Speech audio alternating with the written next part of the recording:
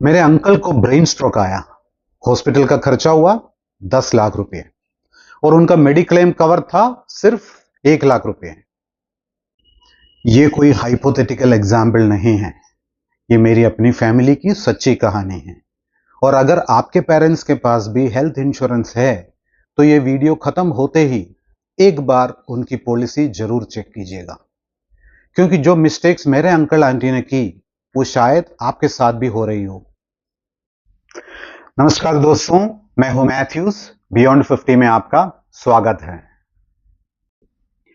मेरे uncle aunty ने health insurance late as में लिया। उस समय वो गवर्नमेंट कंपनी से लेना चाहते थे, प्राइवेट ज्यादा पॉपुलर नहीं थी। लेकिन असली वजह यह भी थी, प्राइवेट कंपनीज ने एज की वजह से या तो मना कर दिया या इतना ज्यादा प्रीमियम मांगा कि अफोर्ड नहीं हो पा रहा था। बहुत हाथ पैर मारने के बाद एक गवर्नमेंट कंपनी से पॉलिसी मिली विथ कोपे क्लोज। इंश्योरेंस की उम्र होती है, जितनी देर करेंगे उतने कम ऑप्शंस और ज्यादा प्रीमियम। इंश्योरेंस कंपनीज की अंडरराइटिंग एज के साथ सख्त होती है। 50-55 के बाद प्री एक्सिस्टिंग कंडीशंस को लेकर ज्यादा स्क्रूटनी होती है। रिजल्ट कम ऑप्शंस, ज्यादा प्रीमियम या फिर वेटिंग पीरियड ज्यादा। अगर आप भी 45-55 के बीच में है और अब तक मेडिक्लेम नहीं लिया, आज ही सर्च शुरू कीजिए। हर साल डिले का मतलब कम ऑप्शंस, ज्यादा प्रीमियम। अंकल आंटी को पॉलिसी मिली सिर्फ 1 लाख का फैमिली फ्लोटर कवर। असल वजह यह थी कि उनका अब पूरा ध्यान प्रीमियम पर था। कितना प्रीमियम अफोर्ड हो पाएगा, बस यही सोचा। ऑप्शन खास कुछ था भी नहीं। सम इंश्योर्ड कितना एडिक्वेट है, यह सवाल पर सीरियसली सोचने का ऑप्शन निकल गया था। फिर अंकल को ब्रेन स्ट्रोक आया। कुल खर्चा लगभग 10 लाख। 1 लाख का कवर कहीं आड़े ही नहीं आया। प्रैक्टिकली पूरा खर्चा आउट ऑफ पॉकेट गया। अच्छी बात, उनके पास सेविंग्स थी, इसलिए दिक्कत नहीं हुई। लेकिन अगर उनके पास सेविंग्स ना होती तो ये पूरा 10 लाख का बोझ या तो उनके बच्चों पर आता या फिर ट्रीटमेंट में समझौता करना पड़ता। यही तो रिस्क है जो 1 लाख का कवर, जो सुनकर समझ में नहीं आता जब तक एक्चुअल बिल हाथ में नहीं आता।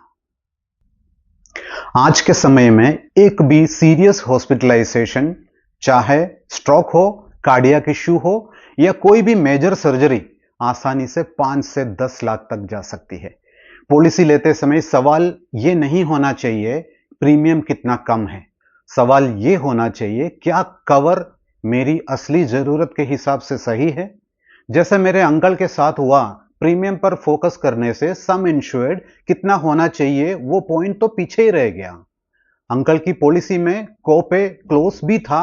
कोपे का मतलब क्लेम का एक हिस्सा पॉलिसी होल्डर को खुद अपनी जेब से पे करना होता है, बाकी इंश्योरेंस कंपनी पे करती है। यह परसेंटेज हर पॉलिसी में अलग अलग होता है, आमतौर पर 10 से 20% के बीच में होता है।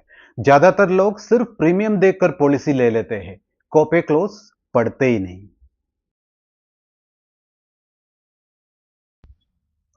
कोपे क्लोज छोटा सा प्रिंट में लिखा होता है, लेकिन असली क्लेम के समय पर उसका असर बहुत बड़ा दिखता है।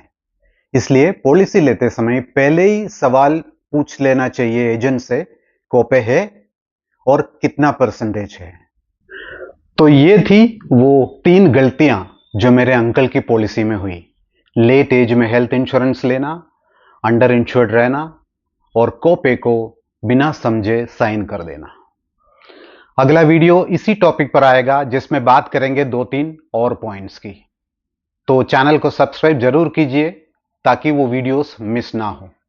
और अभी के लिए इतना करिए, अपनी और अपने पेरेंट्स की पॉलिसीज निकालिए, सम इंश्योर्ड देखिए और खुद से पूछिए क्या ये आज के और फ्यूचर के मेडिकल खर्चे के हिसाब से काफी है। टर्म्स एंड कंडीशंस को जरूर पढ़िए। मिलते हैं अगले वीडियो में, तब तक don't miss it, don't miss it, just leave it.